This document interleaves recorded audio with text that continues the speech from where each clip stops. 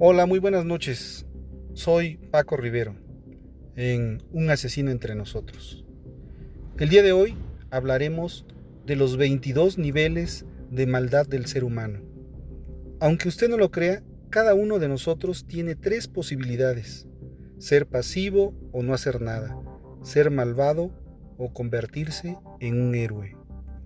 La maldad existe, es un concepto que ha ido cambiando a lo largo del tiempo. Para el Santo Oficio, la maldad tenía su origen en el demonio, que inspiraba a las brujas a cometer actos terribles contra otras personas. Hoy en día, la maldad es más cotidiana y real, ya que es una construcción humana. La podemos ver reflejada en un niño que mata a otro, en una madre o en un padre que mata a su hijo, o en un sujeto que mata a sangre fría a varias personas en un centro comercial. Pero hagámonos una pregunta: ¿debemos hablar de una persona malvada o de personas malvadas? ¿O tal vez de actos malvados que llevan a cabo las personas malvadas? Pues bien, la maldad forma parte de la condición humana. Y lo verdaderamente terrorífico es que no tiene un rostro determinado. A ella se le achaca la crueldad más absoluta e inimaginable. Los científicos sociales consideran que en nuestra sociedad hay casi un 5% de personas tóxicas, perversas, crueles y dispuestas a hacer el mal. Pero tenemos que hacer una reflexión. ¿De qué está hecho o de qué están hechos los malvados? ¿La maldad es intrínseca al ser humano o uno se hace malo con el paso del tiempo? ¿Todos podemos ser malvados en un momento determinado? ¿La maldad es una imperfección del alma o una disfunción de la mente humana? ¿Hasta cuándo es uno malo? ¿Y se puede medir la maldad?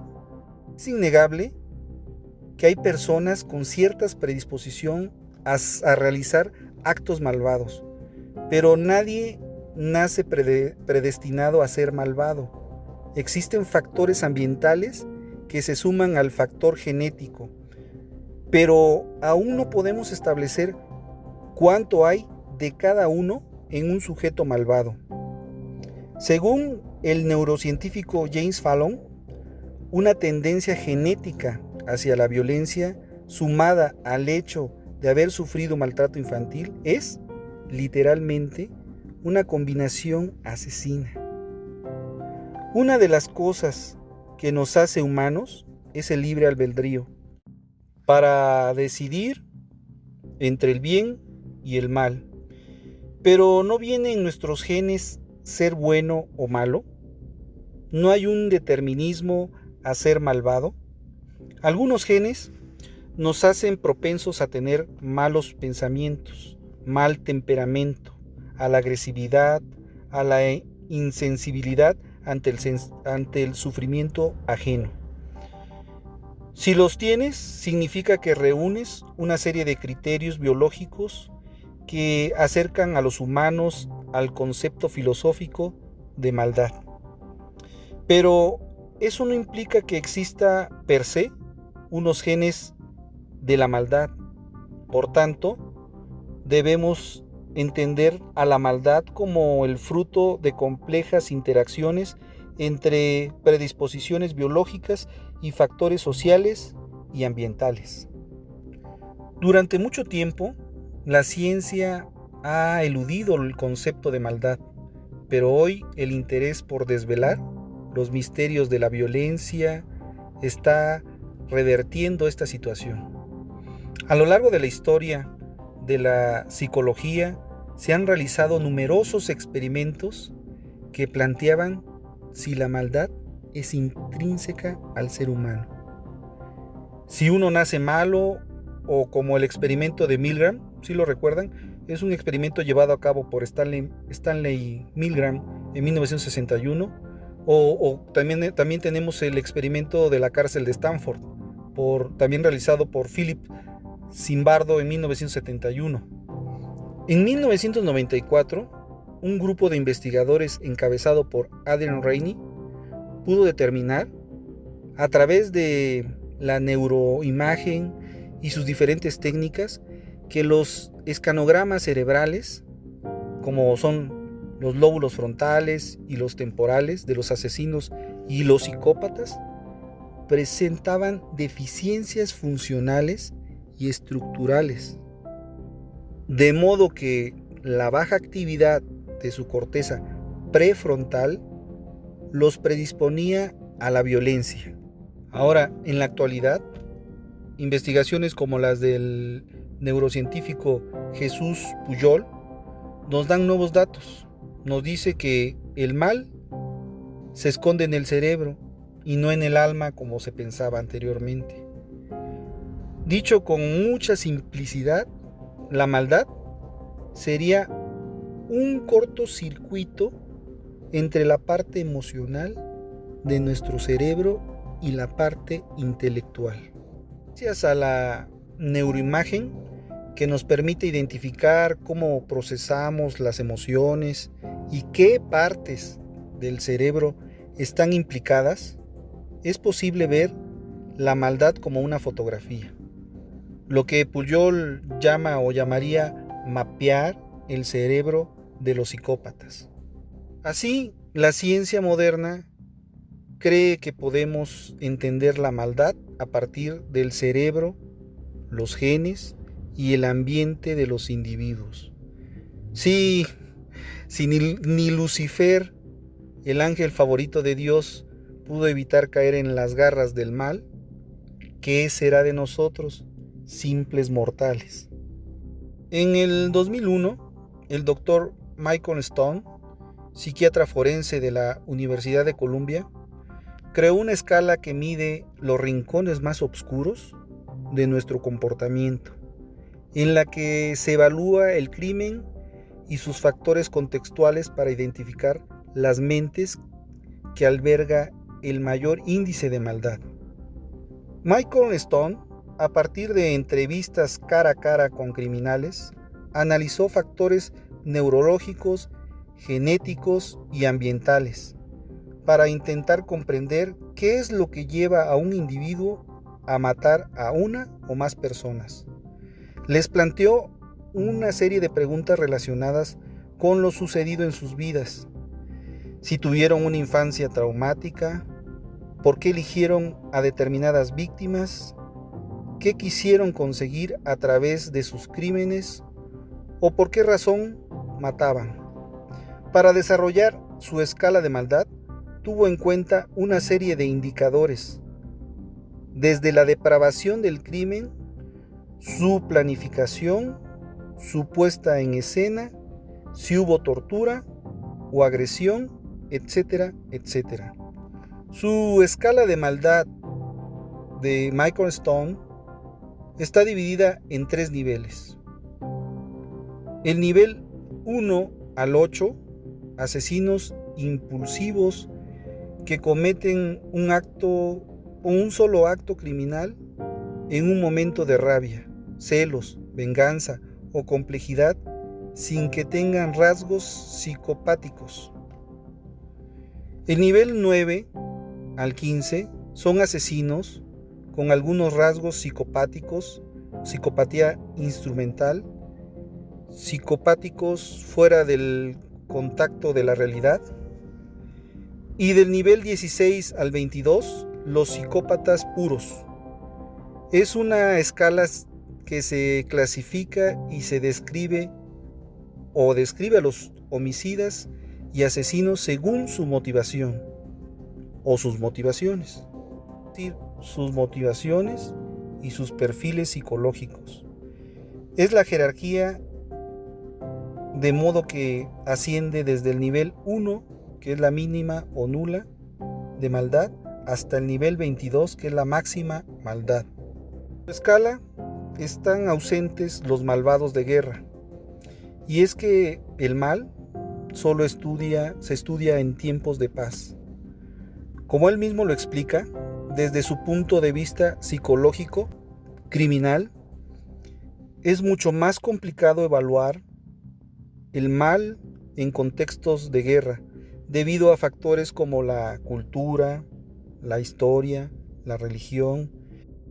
En la guerra suele haber dos bandos, y en ambos bandos se piensa que los malvados son los otros. Nivel 1. Personas que matan en legítima defensa y que no muestran rasgos psicóticos, por lo que podemos decir que carecen de maldad. Lo habitual es que estos casos no tengan nada que ver con un asesino, sino con un homicidio justificado. En España, la legítima defensa es un eximiente bajo determinadas circunstancias.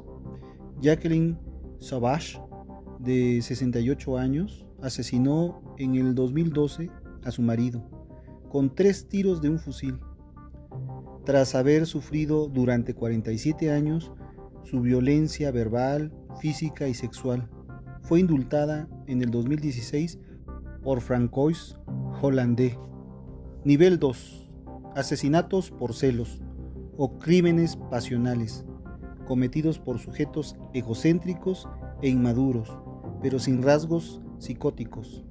El 10 de abril de 1955, Ruth Ellis efectuó 6 disparos en contra de su amante, David Blakely, a la puerta de una taberna en Hampstead, Londres. No intentó defenderse en ningún momento. Dijo: soy culpable. Reconoció siempre que era culpable. Un jurado tardó 14 minutos en dar su veredicto y llegó a la conclusión de que era culpable. Fue ejecutada el 21 de julio de 1955, la última vez que se ahorcó una mujer en Inglaterra. Nivel 3. Personas que están dispuestas a ser compañeros de asesinos. Muchas de ellas tienen algunos rasgos antisociales, una personalidad aberrante y son impulsivos. Leslie Van Helsing, la menor de las mujeres de Charles Manson, tenía 19 años cuando se unió a él. Actualmente cumple una cadena perpetua por asesinatos de Leno y Rosemary LaBianca de 1969. Nivel 4. Matan en legítima defensa, pero han llevado a cabo algún acto o conducta que han provocado que la víctima los ataque. Serían aquellos casos de mujeres que, después de matar, se justifican diciendo que ellas eran las víctimas, pero no lo es. Las pruebas demuestran todo lo contrario. Nivel 5. Personas traumatizadas y desesperadas que asesinan a familiares u otras personas tras los abusos recibidos. Sus actos surgen como respuesta desesperada ante la rabia, en forma de una efectiva venganza. Nivel 6. Sujetos impetuosos, exaltados, que no tienen marcados rasgos psicopáticos, pero que actúan en caliente, dejándose llevar por sus impulsos. Nivel 7. Asesinos narcisistas y posesivos que generalmente matan a seres queridos o familiares por celos. En 1968, 2 estudiantes de la Universidad de Berkeley, Tatiana Tarasov y Prosenjit Podar, se conocieron y comenzaron a salir juntos de manera casual. Tenían ideas diferentes sobre su relación y él interpretó que eran novios formales. Ella, al enterarse de sus sentimientos, le dijo que no estaba interesada en tener una relación seria con él, ya que salía con otros hombres. Como la ruptura supuso un fuerte golpe emocional para Podar, este comenzó a ir al psiquiatra, que consideró que tenía un cuadro psicótico. Podar seguía creyendo que Tatiana lo llegaría a amar algún día. Empezó a acecharla, hasta que en 1969 la asesinó, a pesar de que su terapeuta ya había prevenido a la policía del campus de que esto podía llegar a ocurrir. A raíz de este caso surgió la decisión de Tarasov, que sentó las bases legislativas del deber de los profesionales de la salud mental de avisar a potenciales víctimas aun cuando no haya ninguna relación entre ellas y el paciente atacante. 8. Personas que no presentan una psicopatía, pero viven una rabia subyacente. Matan tras un suceso que desencadena esa rabia. En 1966, Charles Whitman asesinó a su esposa y a su madre. Acto seguido, subió a la torre de la Universidad de Texas y comenzó a disparar indiscriminadamente. Mató a 14 personas e hirió a otras 32. El 1 de agosto del 2016, 50 años después del primer tiroteo masivo, en Estados Unidos entró en vigor una ley que permite llevar armas a los campus universitarios del estado y así los estudiantes puedan defenderse en caso de que ocurra un ataque masivo. Nivel 9. Amantes celosos que presentan determinados rasgos psicopáticos. Nivel 10. Asesinos que matan instrumentalmente a otras personas, como por ejemplo los sicarios, o porque alguien se interpuso en su camino con una marcada personalidad egocéntrica. Nivel 11. Asesinan a aquellas personas que suponen un obstáculo para algún fin. Susan Smith recibió una carta de su amante en la que rompía con ella porque no estaba dispuesto a asumir la responsabilidad para con los 2 hijos de ella, un niño de 3 años y otro de 14 meses de edad. El 14 de octubre de 1994, Smith encerró a sus hijos en su coche y los lanzó a un lago. Nivel 12. Personas deseosas de poder que cometen crímenes al sentirse acorraladas, cuando sus argucias empiezan a fallarles. Nivel 13. Asesinos psicópatas rabiosos que pierden el control de sus peores emociones y le dan rienda suelta a su crueldad. La fecha del 13 de junio de 1966, Richard Speck entró en un edificio donde residían 9 chicas estudiantes de enfermería con la intención de robar y asesinó a 8 de ellas. La 9ª se salvó al esconderse bajo la cama. Nivel 14. Psicópatas conspiradores, despiadados, egoístas y egocéntricos que asesinan en busca de su propio beneficio. Nivel 15. Psicópatas que matan a sangre fría a varias personas en un ataque puntual de rabia, niegan su culpabilidad y evitan confrontar la realidad de los hechos. Nivel 16. Psicópatas que no solo asesinan, sino también cometen otros actos criminales, como violaciones o mutilaciones. Tsutomu Miyazaki, hijo de una familia acomodada japonesa, acechó a niñas hasta que a sus 27 años secuestró, asesinó y mutiló a 4 de ellas. Nivel 17. Asesinos psicópatas con connotaciones sádicas, fetichistas y marcadas perversiones sexuales que pueden utilizar la tortura en el acto criminal, como Bundy, Shawcross, Berkowitz o Chasey. Nivel 18. Asesinos que disfrutan torturando, pero cuyo objetivo principal es el asesinato. Las víctimas son asesinadas tras una tortura que no es prolongada. Ridgway, Brudos o Heirens son algunos ejemplos. Nivel 19.